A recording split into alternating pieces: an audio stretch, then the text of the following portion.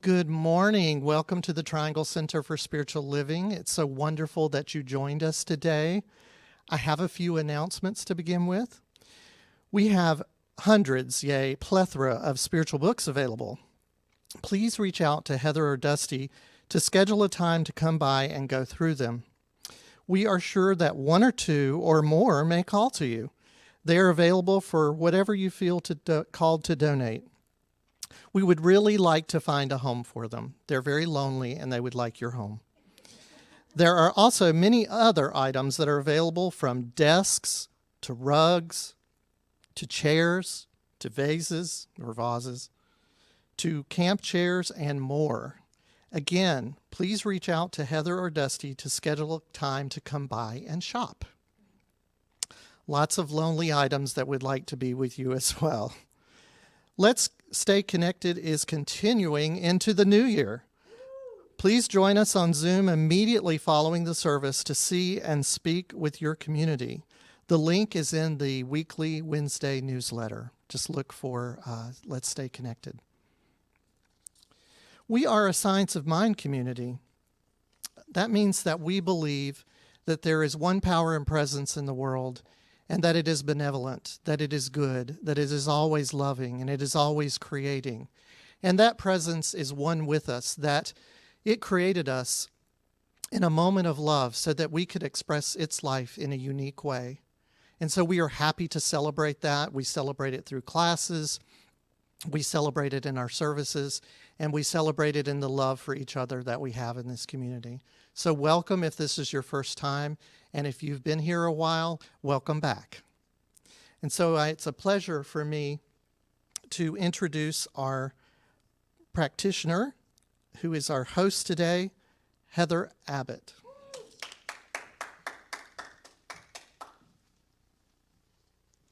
Thank you, Jim.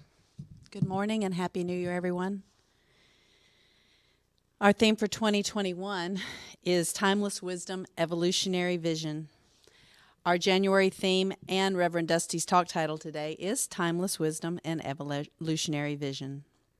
I will now read our community's purpose statement.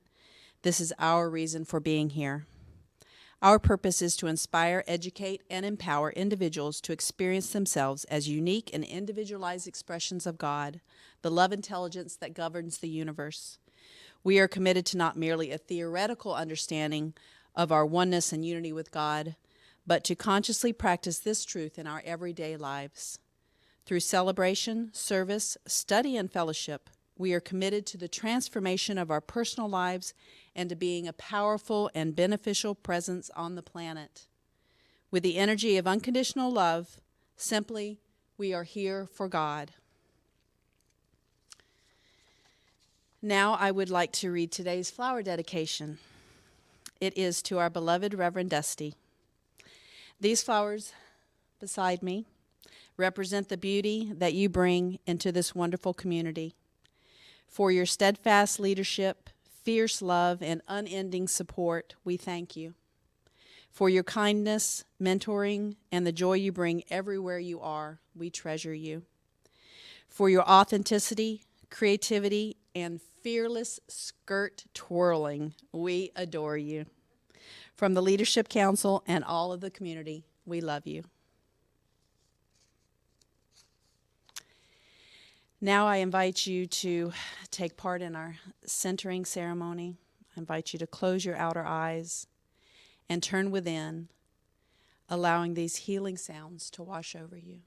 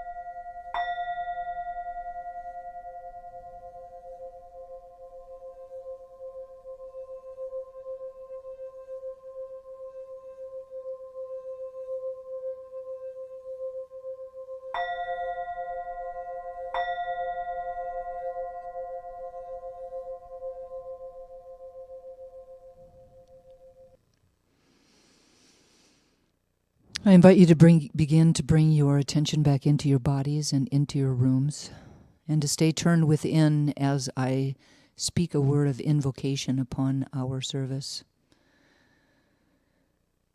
Truly recognizing that one power, that one life, that one love, that one creative energy back of everything that there is. I call this power and presence God, but it goes by many different names. It is the very essence of peace, of joy, of creativity, of love, of wisdom, of abundance, and of grace. I know that I am one with it. I know that it is that which breathes me and animates me. And just as I know that this is my truth, I know that it is absolutely true for everything and everyone on the planet. There is no place where God is not. We are all divine emanations of the One. And it is from that place of unity that I bless our time together, truly knowing that this service is a divine idea in the mind of God and that it flows with grace and ease from beginning to end. I bless each and every person that is here in the sanctuary that is so generously giving of their time and talent to bring this service to us today. Heather and Ava in the AV booth, Sandy and his beautiful music, Jim and Heather as practitioners, and my own precious self. We are all here because of our deep and abiding love of this community. And so for all of the blessings that I know that this service is about, I am grateful. And we anchor this together simply by saying, and so it is. And so it is. Amen. It is now my pleasure to welcome back to the podium licensed spiritual practitioner and ministerial school student, the awesome James Rigsby.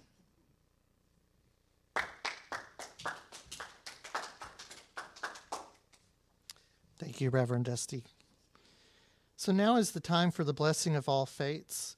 This is a ceremony we've been doing since the center was founded in 2001. And it's one of my favorite ceremonies that we do because we honor the diversity and threads of truth that run through all spiritual paths. And Heather's going to come up and help me. Thank you, Heather. Christianity is the path of Christ consciousness, love, and forgiveness. Buddhism is the path of compassion and understanding. Judaism is the ethical path of living by sacred law. Baha'i is the path of unity and peace. Islam is the path of submission to the will of God, the highest calling.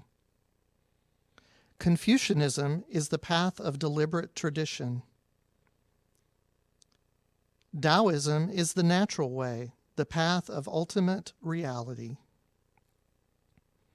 Native American practice and shamanic traditions are the paths of primal spirituality.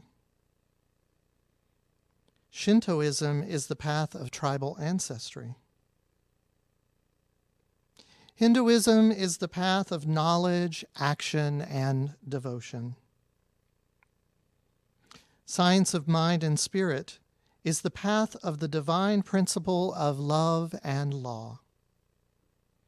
And the heart represents the one heart, the one life, the one love that resides at the center of all being, all people, and all beings everywhere, with no exceptions. May peace prevail on earth through the followers of all paths, and so it is. Thank you, Heather. The reading for today is from Butterfly by Nori Huddle. She says, the caterpillar's new cells are called imaginal cells. They resonate at a different frequency. They are so totally different from the caterpillar cells that his immune system thinks they are enemies and gobbles them up. But these new imaginal cells continue to appear, more and more of them, Pretty soon, the caterpillar's immune system cannot destroy them fast enough. More and more of the imaginal cells survive. And then an amazing thing happens. The little, tiny, lonely imaginal cells start to clump together into friendly little groups. They all resonate together at the same frequency, passing information from one to another. Then after a while, another amazing thing happens. The clumps of imaginal cells start to cluster together. A long string of clumping and clustering imaginal cells, all resonating at the same frequency, all passing information from one to another there inside the chrysalis. A wave of good news travels throughout the system. Then, at some point, the entire long string of imaginal cells suddenly realizes altogether that it is something different from the caterpillar, something new, something wonderful. And in that realization is the shout of the birth of the butterfly. Since the butterfly now knows that it is a butterfly, the tiny little imaginal cells no longer have to do all those things individual cells have to do. Now they are part of a multi-celled organism, a family, who can share the work.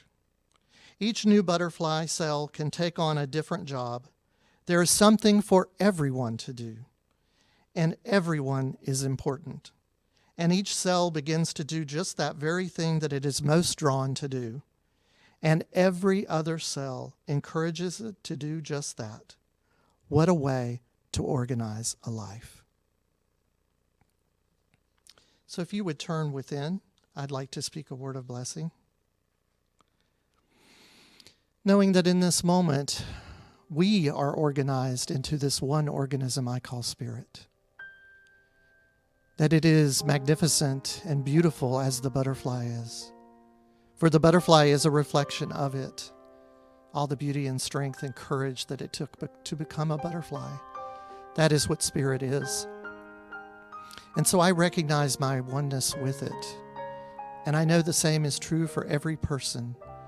That each being, each sentient being in this universe is one with it and can never, ever be separate from it. And so as I know this for myself and know this for each of us, I know that we are in unity together. And so I speak a word of blessing today on our service, knowing that Reverend Dusty comes forward and delivers a beautiful message that touches our hearts.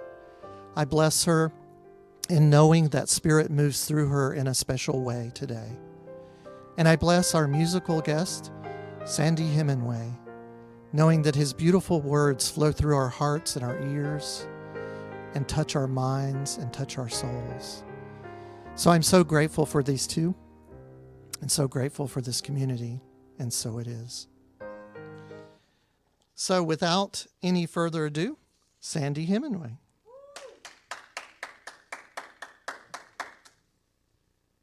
This is a song I wrote a few years ago, and as we start out the new year, it's common to have resolutions, but I think instead of resolutions, which are viewed as corrections, I think the better term is goals. And the title of this song is Goal.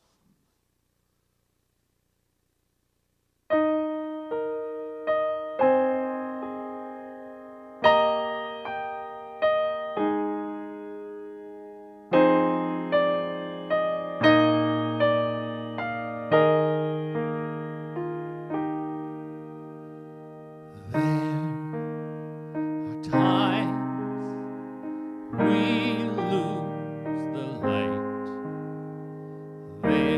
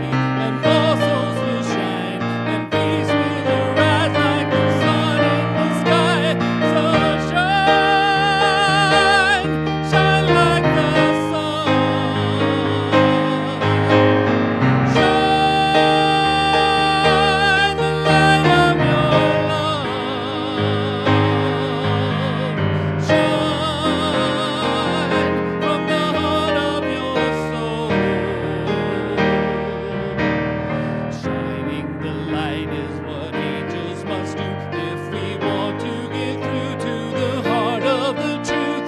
If we want the world to behold, shining the light is the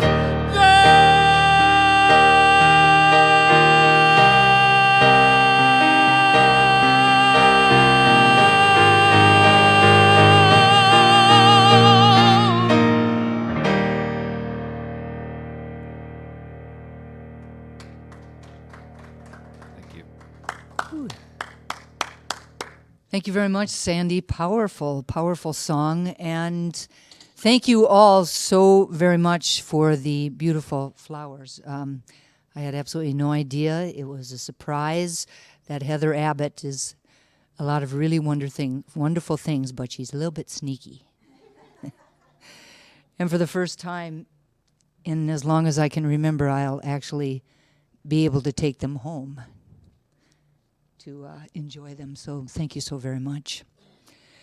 Now, after the year that we've had, I guess that perhaps Centers for Spiritual Living, the mothership, thought that they would make this day very easy for us, considering that the theme of the year is Timeless Wisdom, Evolutionary Vision, and that the theme for the month is Timeless Vision, or Timeless Wisdom, Evolutionary Vision, and that my talk title is Timeless Wisdom, Evolutionary Vision.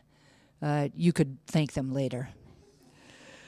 Now, over the past few years, we have joined many other centers for spiritual living across the world to bring forth a collective conversation. And our plan is to do that again this year. The committee that created the themes for 2021 says, in 2021, we welcome our communities on an expansive journey of higher consciousness, centered in timeless wisdom and pulled forward by evolutionary vision. The themes form an upward, spiraling journey, revisiting core ideas, elevating and expanding them each time. Woven throughout the year are our spiritual principles, which is the timeless wisdom, and our global vision, which is the evolutionary vision, and our commitment to inclusion. There is also a balance of theory and practical application suitable to both the present and to the leading edge of our movement. The journey is one of both personal and collective transformation.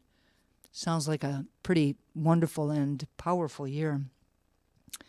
This month in particular, we will explore the ancient and sacred wisdom that Science of Mind has leaned into and has drawn upon, and we will begin to contemplate the trajectory of not only our own movement, but also of our individual consciousness.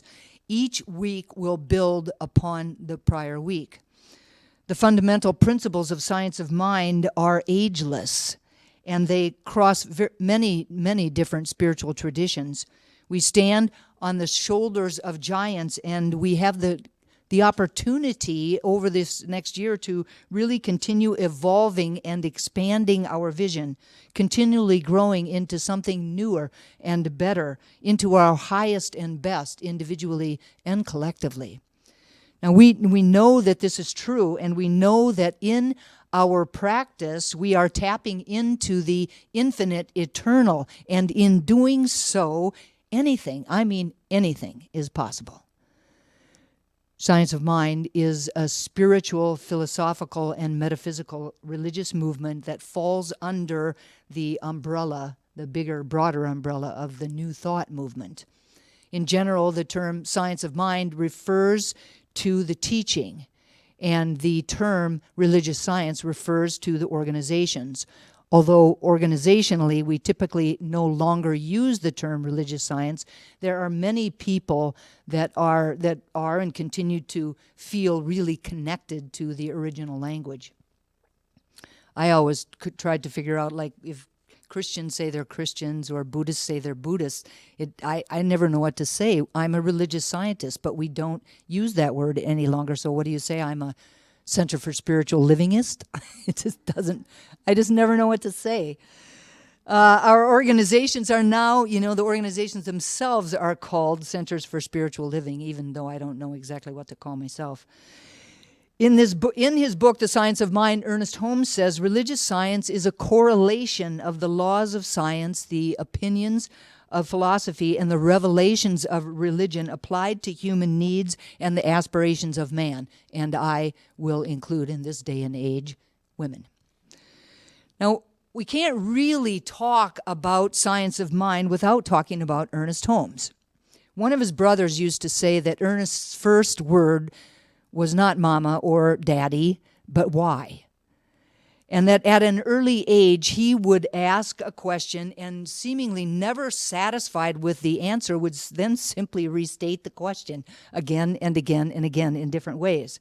He would even seem to argue with himself, seeking the why of things and the how of things, almost to ad nauseum, continually asking why, sometimes to the point of making a nuisance of himself. He was also a voracious reader who really discovered Ralph Waldo Emerson, if you can imagine this, on his own initiative at age 8. The first time I read Ralph Waldo Emerson, I was much older, and I'm not even sure I still understand all of it. At age 8, can you imagine? Now, all of his questioning and all of his reading and all of his studying had really convinced him that not one of the truth movement leaders or doctrines really contained or knew all of the truth. This included all philosophers and all mystics and all truth tellers throughout time. It also included all of the New Thought leaders such as Emerson or Thomas Troward or Mary Baker Eddy or Phineas Quimby or Emma Curtis Hopkins. It included all of the Eastern faith traditions and all of the Western faith traditions. He felt that perhaps the whole truth was too much for one person or for one faith tradition. It was at about this time that he began toying with this idea of synthesis. And this synthesis is the foundation of the teachings of science of mind. Ernest Holmes never really set out to create a new religion, not even a new religion, but a religion at all. He really believed that what the world needed was a science or a philosophy or a practical way of living our lives.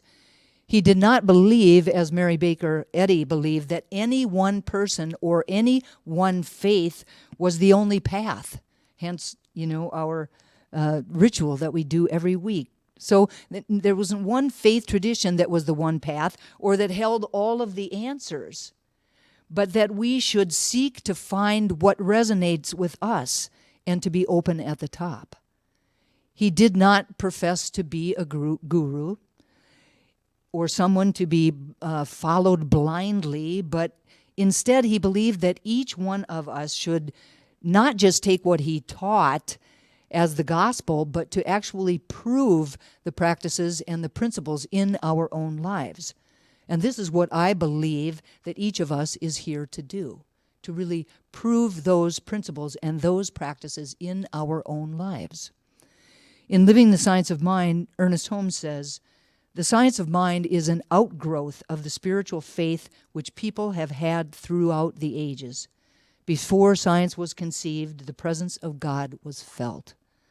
Before ever mental actions and reactions were analyzed, history was filled with instances of men and women who had experienced God." Without the grounding of timeless wisdom, we cannot open to the evolutionary impulse that is always calling us inward to the deeper parts of ourselves, that is always calling us upward to the really greater reality of our individual and collective evolution of consciousness. We need, first and foremost, that timeless wisdom. So let's begin with a few of the ideas contained within the Science of Mind, Timeless Wisdom. This includes, but is not limited to, number 1, We believe in God, the living Spirit Almighty, one indestructible, absolute, and self-existent cause. This one manifests itself in and through all creation, but is not absorbed by its creation. The manifest universe is the body of God. It is the logical and necessary outcome of the infinite self-knowingness of God. So maybe in some plainer English, a fundamental principle of science of mind is that we live in a mental or spiritual universe. In, through, and behind it, there is intelligence, there is purpose, there is law, and there is order. There is a source from which all life emanates. All of life emanates from this one source. We call this source God or spirit or life or the universal intelligence, and we believe that it operates through an infinite universal mind, and that everything and everyone is connected to this universal mind. One of the fundamental propositions that we have in science of mind is that God is all that there is. When we say God is all that there is, we mean everything, seen and unseen. When we say that God is all that there is, we include everything, all possibility and all action. When we say that God is all that there is, we mean that God is the invisible essence and substance, the invisible essence and substance of all form. The Spirit is immanent, transcendent, and available. The magnitude of God is so tremendous as to go beyond even the scope of our imagination. God is so vast, so enormous. Everything which exists, or ever did exist, or ever will exist, is within God.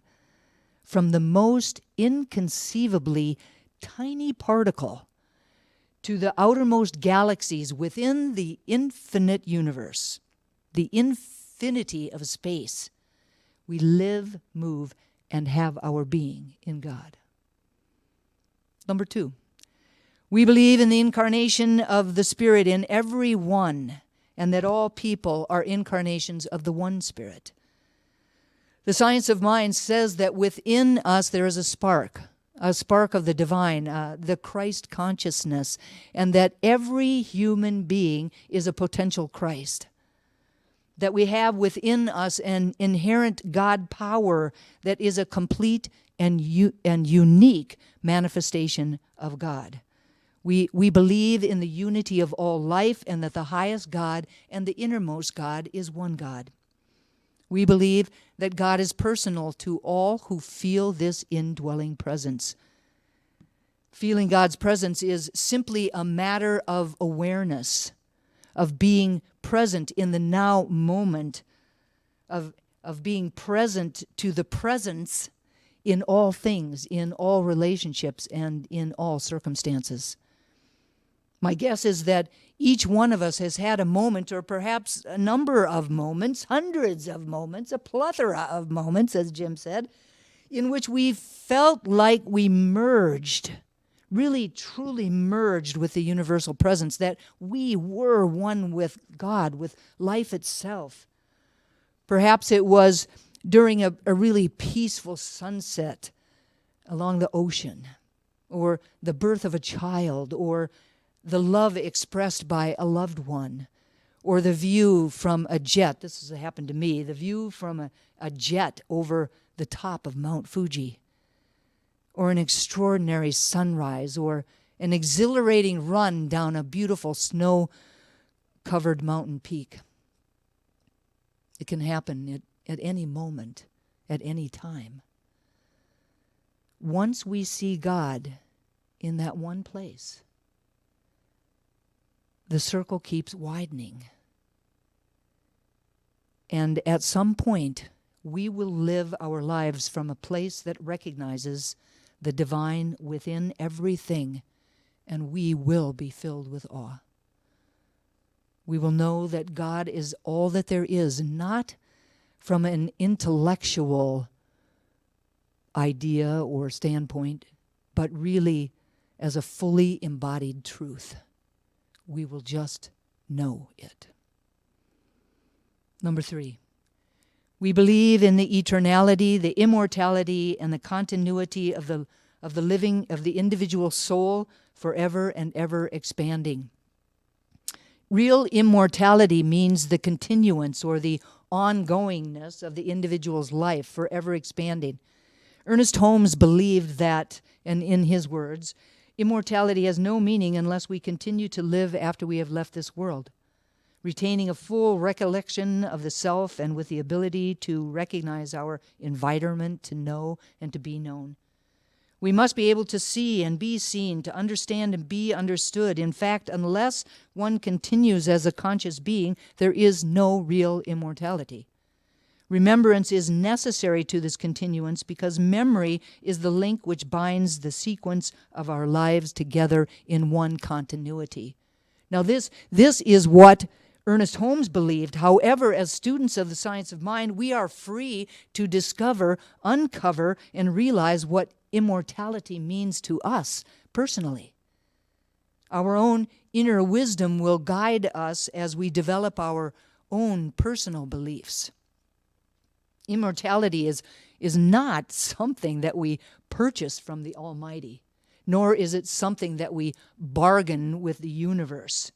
Immortality is either a principle in nature and common to all men and women, no matter what, common to all men and women, or it has absolutely no existence whatsoever.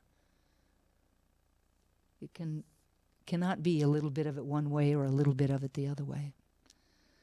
While it's true, absolutely true, that our soul needs a body on this plane, it certainly will not need one on the next. The soul, in reality, is only lightly connected with this body, even while functioning through it. It is really independent all of the time. The body is merely a physical organ. It is the body that dies and not the soul. The invitation is for really each of us to remember that we are divine emanations of the divine, functioning on this plane, in this human existence, but actually transcendent of it. What we believe about immortality will guide us through our life and through our death. Since many mystics believe that death is the core fear from which all other fears come from, it's valuable for each of us to decide what we believe about life, about death, and about immortality. The grace of our teaching is that each of us are really entrusted to develop our own beliefs around it. Ernest Holmes said, "And so we prepare not to die, but to live. The thought of death should slip from our consciousness altogether, and when this great event of the soul takes place, it should be beautiful, sublime, a glorious experience, period. As the eagle, free from its cage, soars to its native heights, so the soul, freed from the home of heavy flesh, will rise and return unto its Father's house, naked and unafraid." It's beautiful. So now let's just shift gears a little bit and turn to this idea, the second part of our title, of evolutionary vision. Now, the bottom line is that the evolutionary vision that we are talking about today is today and actually throughout the rest of the month is really our global vision. But in particular, these three parts. Number one, we see a world in which every person lives in alignment with his or her highest spiritual principle, emphasizing unity with God and connection with each other. A world in which individually and collectively we are called to a higher state of consciousness and action.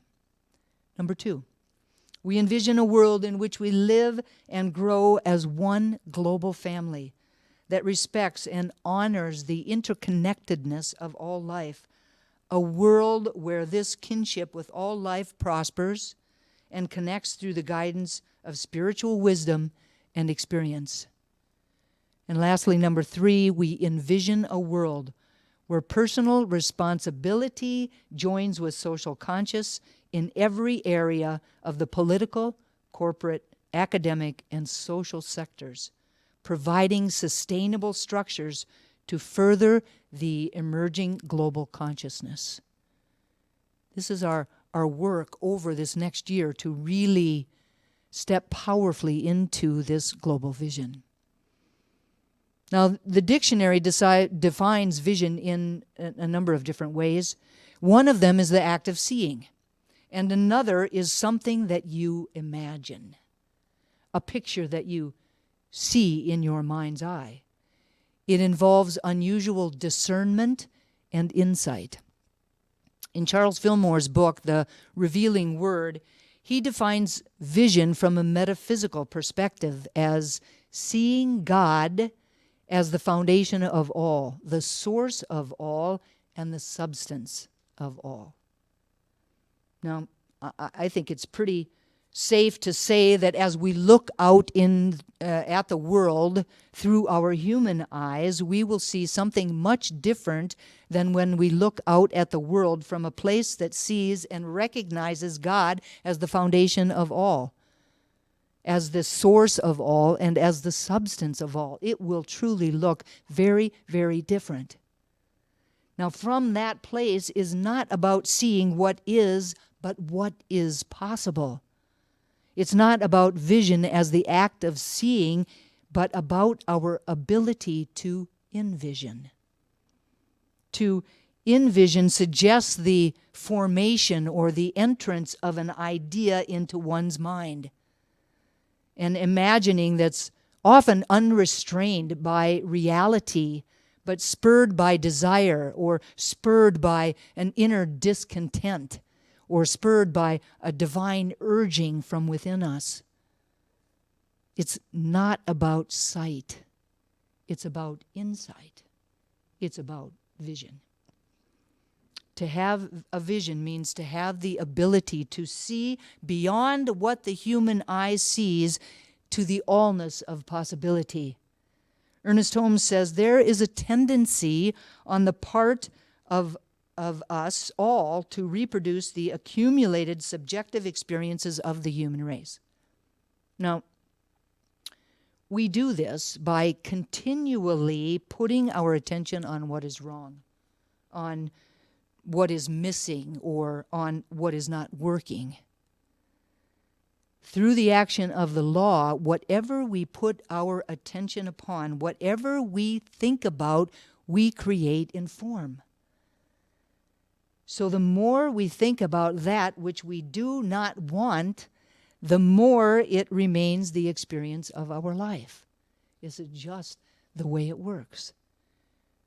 The truth is that all great social changes or technological advances or amazing inventions were created by people with vision, by people with the ability to look beyond the current experience of the world, by people with the ability to look beyond the current race thought idea and to think a new thought. It's not about denying what is going on or about ignoring the unpleasantness or sweeping it under a rug. It's about giving our attention to the solution rather than the problem. We all have within us that capacity. The capacity to think a new thought, to create a mental equivalent of it in our minds, and to use the power of our word, the power of our thought, to call it into being. Tony Dungy says the first step towards creating an improved future is developing the ability to envision it. Evolution is a gradual process in which something or someone changes into a different and usually more complex or better form. The reading for today talked about the evolutionary process of a caterpillar becoming a butterfly. Those imaginal cells, they had a vision. They did what they were, imbued to do. And then they did it. And at first it was, woo, what's going on here? They were all gobbled up. But then pretty soon there was more and there was more and there was more of them. And finally things shifted and they began to come together. And come together we must, in order to really be able to bring this vision of a world that works for everyone into being. And initially it starts within each one of us, that small imaginal cell. And then it spreads. And then we come together. And then finally we are set free to fly to our highest heights like that butterfly. The evolution of our global vision, a world that works for everyone, is asking us to step up our game, to think a new thought and to envision the world that we would absolutely love to live in. It's up to us to really live the vision, to have faith in the creative process, and to stay grounded in the truth that God is all that there is. In order to fully step into our evolutionary vision, the invitation is to steep ourselves in the study and the embodiment of the wisdom of all faiths and all cultures. To honor the ancestry of our particular teaching by acknowledging the synthesis of the universal teachings embodied within it, within the science of mind.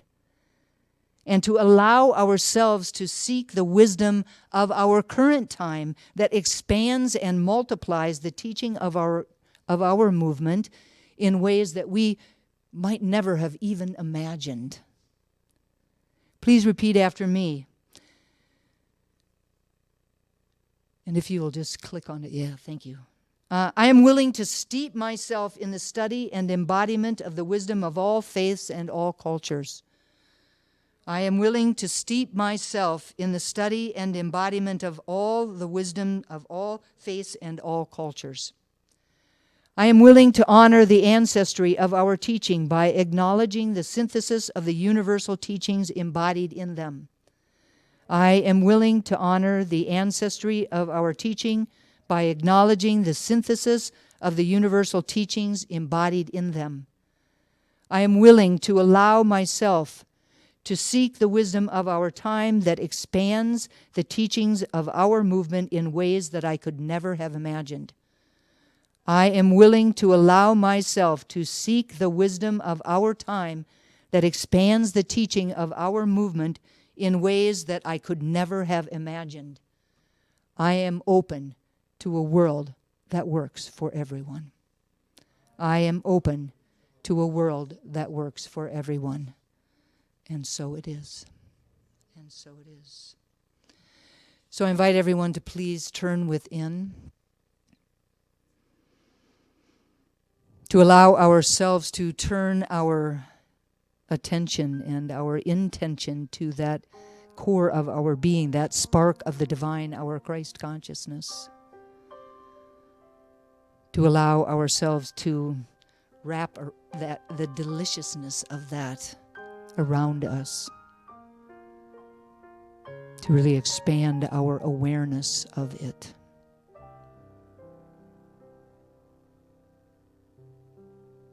I'm so grateful for that presence within me. That presence that I am swimming within. Knowing my deep and abiding connection to it can never be broken.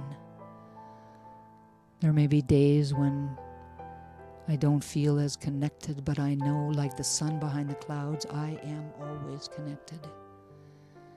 And just as I know that this is my truth, I know that it is absolutely true for each and every person within the sound of my voice, each and every sentient being on the planet.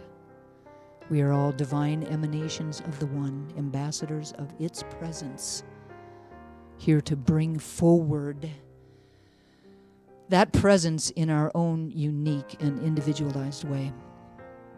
And it is from that place of unity that I speak these words about and for each of us today. Truly knowing that as we lean into that timeless wisdom, that Ernest Holmes so beautifully synthesized together into that one rather large book, that we have everything that we need to know in that moment, but perhaps not everything we need to know, because there is so much to know that there's really not one person or one faith tradition that can know it all. That as we really dive into all different faith traditions and all different cultures, that we expand our awareness of the divine. We open ourselves up to its wisdom. I know that as we step forward into this new year of really bringing forward our evolutionary vision,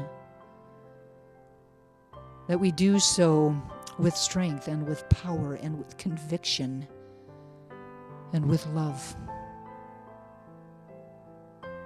That this idea of a world that works for everyone is not just a pipe dream, it is a vision.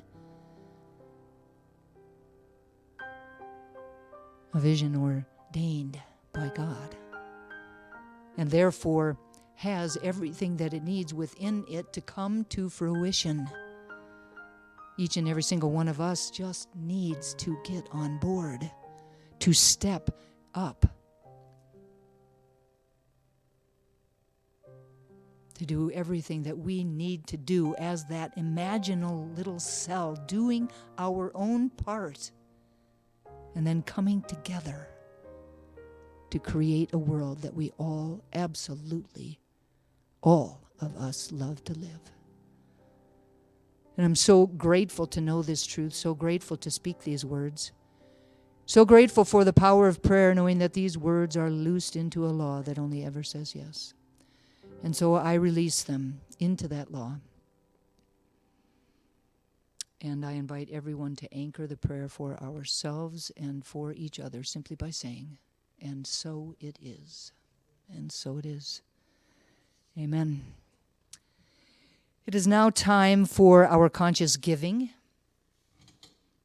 And as you are, typing in those numbers for text to tithe, or going on to the website, or writing out a check to mail, just know how grateful I truly am for every single tithe, however big or small, knowing that they really continue to allow this community to be a beacon of light, a beacon of warmth, and a beacon of love in the Greater Triangle area. That each and every tithe adds to the energy of sufficiency on the planet, and that actually really brings more into the life of the giver. That giving and receiving are one and the same, and that we can't receive without giving, and we can't give without receiving, and they're like two sides of the same coin. And so I am grateful. Please repeat after me. I am grateful for everything that I receive. And I'm grateful for all that I may give. And so it is. So please welcome back to his piano the awesome Sandy Hemingway. Thank you. This song is one I co-wrote with a woman I met. She's from New York. Her name's Phyllis Pulver. And we co-wrote this in a songwriting class we were attending a couple of years ago. It's called "The Best in Me Is Yet to Come."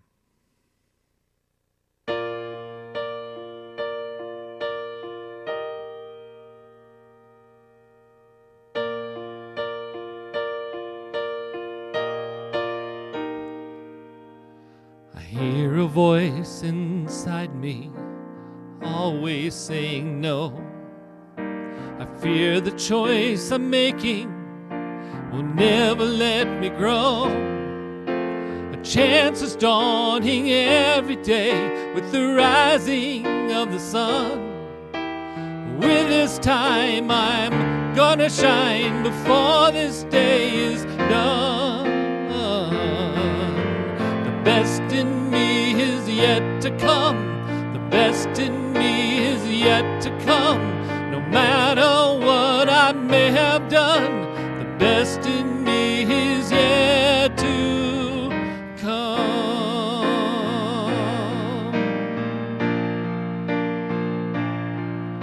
I see a road before me filled with joy or strife. Becoming more tomorrow is how I want to live my life. A chance is dawning every day with the rising of the sun. With this time I'm gonna shine before this day is done. The best in me is yet to come. The best in me is yet to come. No matter what I may have done, the best in me is yet to come.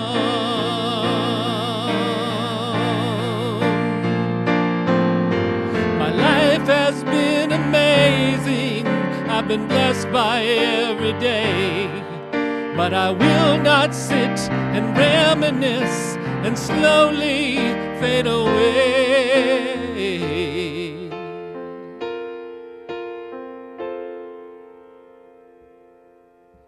The best in me is yet to come. The best in me is yet to come. No matter what I may have done, the best in me is yet to come. The best in me is yet to come. No matter what I may have done, the best in me is yet to come.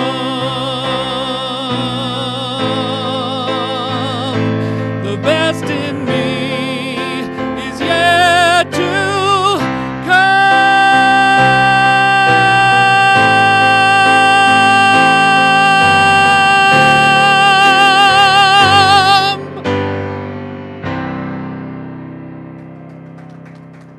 Thank you. Thank you. Thank you so much, Sandy. So if you've been exposed to this teaching for a little bit or a long time, one could come away with the opinion that we do teach responsibility for our thoughts and our actions and so forth, but you don't have to go through times of struggle or challenge alone. That is what prayer is for.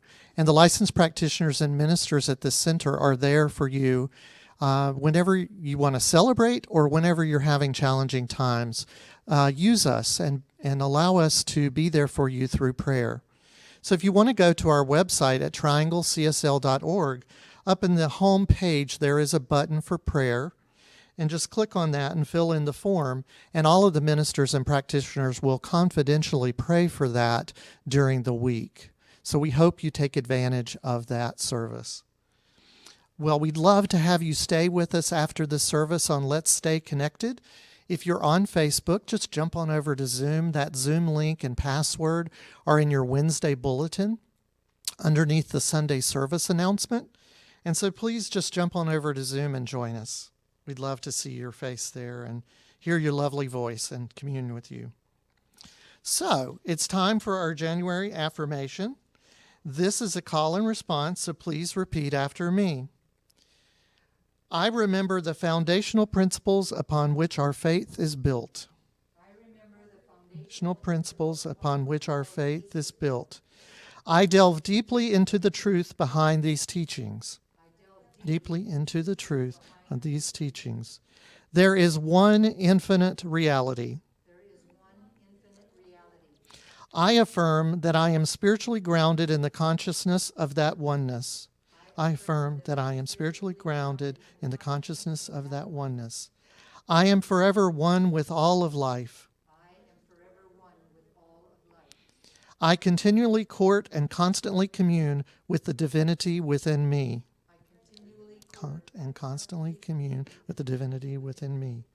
I practice letting go and surrendering to this one presence. Practice letting go and surrendering to this one presence. I allow the divine to unfold through me. And all is well. And so it is. So I invite you to stay for our closing song, but first, if you would turn within as I do a benediction for our service. Just being grateful for the power and presence of Spirit in our lives in all times, good and challenging, knowing that it is the peace that runs through our lives. And so I speak a word of blessing on each person as they go about their life, knowing that they are given what they need with ease and with grace, and that we have been touched forevermore and our souls transformed just like that caterpillar into the butterfly. So I'm grateful for this. I'm grateful for this community, and I'm grateful for the love that we share together. And so it is.